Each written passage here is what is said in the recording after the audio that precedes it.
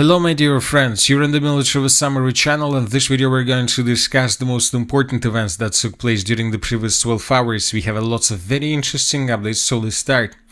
The Russians continue bombing and attacking the territory of Ukraine with hundreds of drones. So this morning the Minister of Defense of Ukraine reported that the Russians launched during the previous night, between the 26th and the 27th of January, 165 drones. The Ukrainians, according to the Minister of Defense, managed to bring down just 135. But this attack differs from the attacks that we saw in the past. The Russians were attacking not the city of Kiev or the region of Kiev. The Russians were attacking the cities of Kharkiv and Odessa. So the question is why the Russians did decide to change their focus, because we understand that the situation with critical infrastructure in the area of the city of Kiev is on the edge of complete collapse. So this is a very important question, and I would like to remind you that just yesterday we discussed that Russian drones were flying above the city of Kiev, most likely gathering the reconnaissance of information. The Russians were flying above the objects of critical infrastructure with the purpose to collect enough of information to prepare themselves before the next missile attack. But the Russians didn't attack the city of Kiev last night. So this is a very question, and the thing is that the Russians were forced to stop bombing the city of Kiev because, if you remember, yesterday there were very heavy missile clashes between the cities of Kharkiv and Belgorod. If you remember, we discussed that Ukrainians launched lots of missiles in the direction of the city of Belgorod, and the sources, pro-Russian sources, reported that Ukrainians were using HIMARS missiles. As of the morning of the 27th of January, we still haven't received anything that can confirm whether the Ukrainians managed to deal significant damage or significant destructions. We don't know for sure about the results of those attacks, but one thing we know for sure, and one thing is clear, that right after the Ukrainians finished attacking the city of Belgorod, the Russians began striking back, and the Russians began attacking the city of Kharkiv. So the entire attention of the armed force of the Russian Federation was focused on the city of Kharkiv. So this is the reason, most likely, why the Russians didn't attack the city of Kiev, and they continued gathering the intelligence information. So we received lots of reports from the monitoring channels about a major Iskander strike on the city of Kharkiv. We have lots of videos where we can see the blackouts. So this is the situation in the city of Kharkiv. This is the situation before blackout, and this is the situation right after. So as you can see, the lights disappeared from at least this part of the city. We have a few more videos. So this is another video. This is the same building, but from another angle. Before and after blackouts, this is the situation in the city of Kharkiv. As you can see, some part of the city with the lights, some part with the city without power. So this is something like a gym. We see that the gym without power, but probably buildings in front of this construction has power. So the situation is very complicated, and the local sources are saying that 80% of Kharkiv and the surrounding region are without power as a result of combined strike, according to authorities. The strike was carried out using a Tornado S multiple launch rocket system and Shahed Geran drones, according to the head of the Kharkiv Regional Military Administration. So this is the reason. So we understand that the Russians were planning to attack the city of Kiev, but the Ukrainians needed this time. They needed time. They needed something like a truce, energy truce above the city of Kiev, with the purpose to restore and to repair energy infrastructure of the city. So that is why the Ukrainians were forced to begin bombing the city of Belgorod, just with one purpose: to force the Russians to move their attention from the city of Kharkiv, from the city of Kiev towards the city of Kharkiv. And of course the Russians were forced to do this because there were too many HIMARS missile systems, and of course the Russians realized that that was their chance to discover and to destroy as many as possible of these systems. And the sources are saying that the Russians attacked the city of Odessa. As for the city of Odessa, most likely this is something like an independent strike. I'm trying to tell you that most likely the Ukrainians are preparing themselves, most likely to begin attacks in the direction of Crimea or in the direction of the southern part of Russia. So this is something like an independent strike, when the Russians discovered some positions or maybe temporary deployment points or warehouses or ammo depots on the territory of the city, and the Russians began bombing and attacking this territory. So in these videos we can see the consequences of attack. Huge building, as we can see, was completely destroyed and reduced to ruins.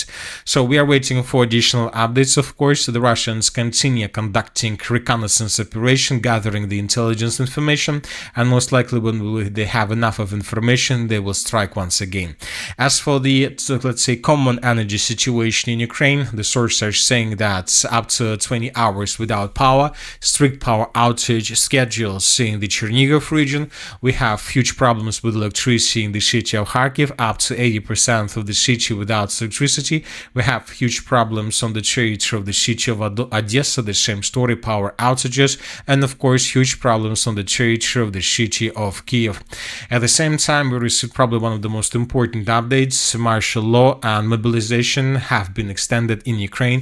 Zelensky signed the laws. The effect of martial law, of the current new martial law and general mobilization, has been extended for another 90 days until May 4th, 2026, which means that 3 more months of clashes we will see on the territory of Ukraine.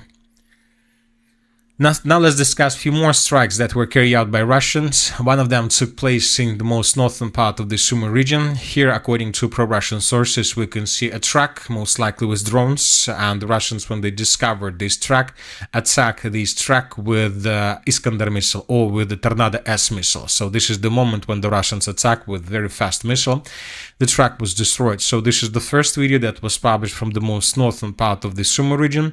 Another video was published from the most southern part of the Kharkiv region, from the area of the city by the name of Lazova. So this is a place where the Ukrainians collect, let's say, their forces, units, soldiers, vehicles, armored vehicles, and then somewhere from this direction, the Ukrainians decide where to send these units, either to send forces in the direction of the city Dobropolye from this area, or to send these forces in the direction of the Slaviansk Kramator. So this is something like the main logistical hub around the city of Lazova, because this railway logistic hub still works, still operates.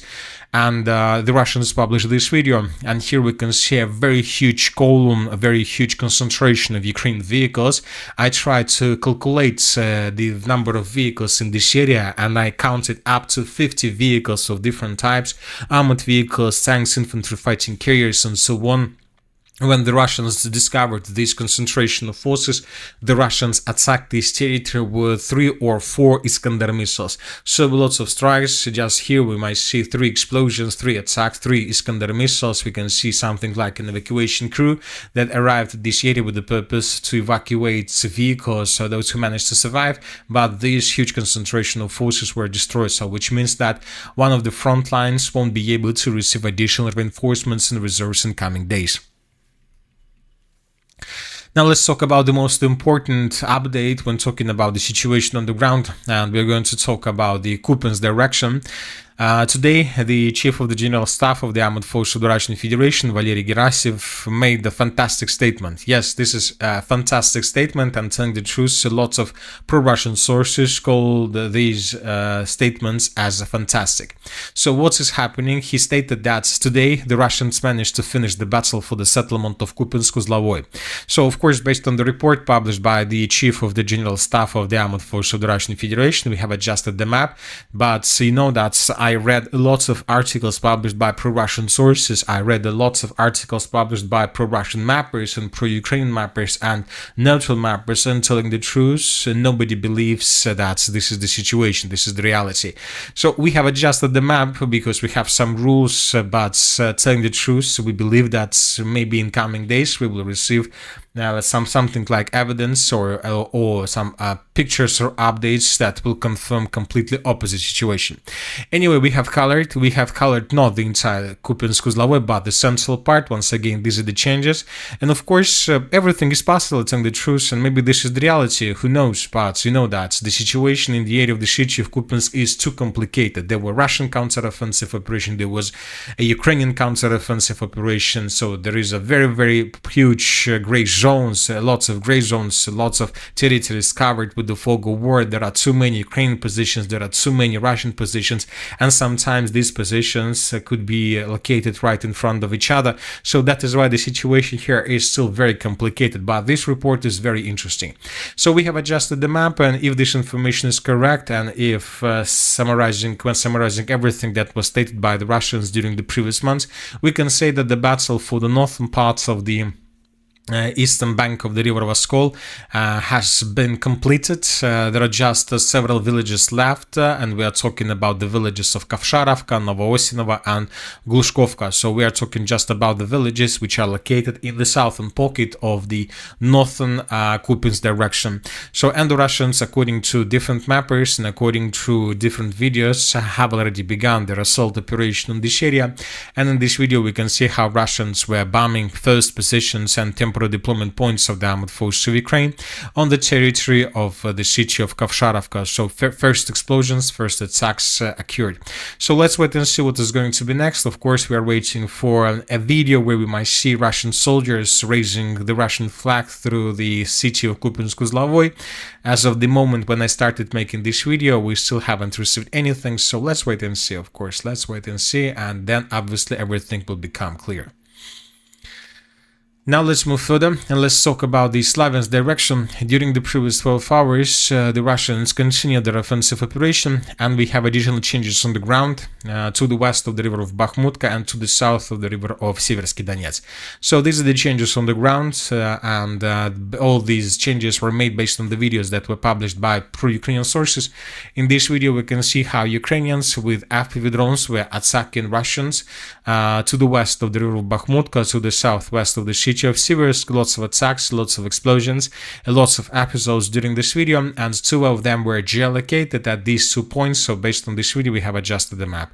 Another attack of FPV drone took place here, and this position was also adjusted. So the Russians continue offensive, not so fast as probably the Russians were advancing in the Zaporozhye direction in the late military campaign of 2025, but at the same time the Russians are advancing. As for the city of Konstantinovka, everything is clear. We have added this black cloud. This is a kill zone that obviously was created by Russians in the most northern part of the southern part of the city of Konstantinovka.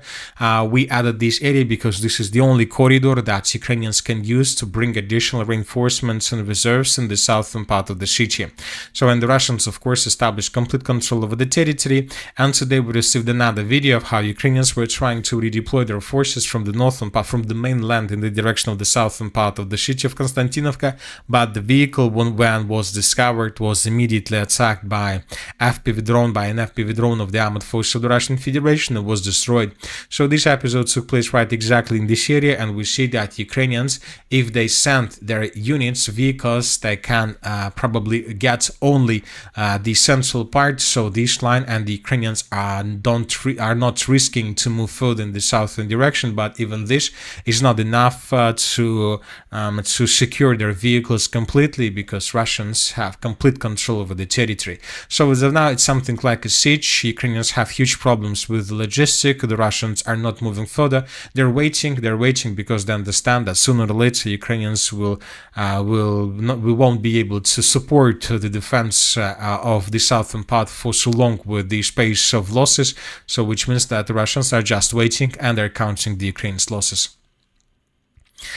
As for the Dobropolye direction, currently there are very heavy clashes for the settlement of Novodonbass, and by the way, this was also confirmed by the Chief of the General Staff.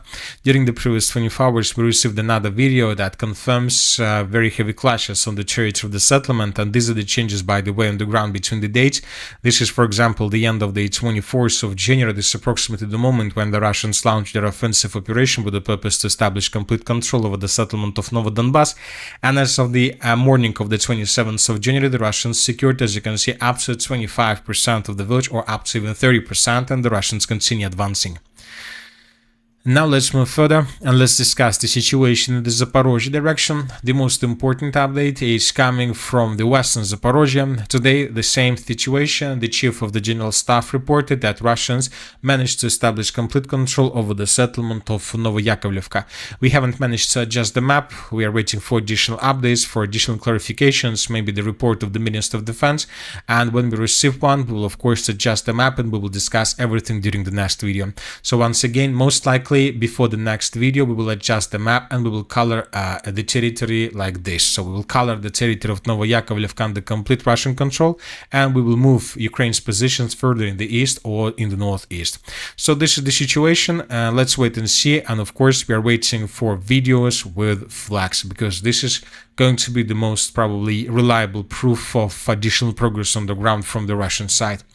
And that's it for the short video. Military Summary channel reminds to we condemn any violence in the world. Thank you for your watching. Subscribe to my channel, put your likes, join my Patreon, and have a good day. Bye bye.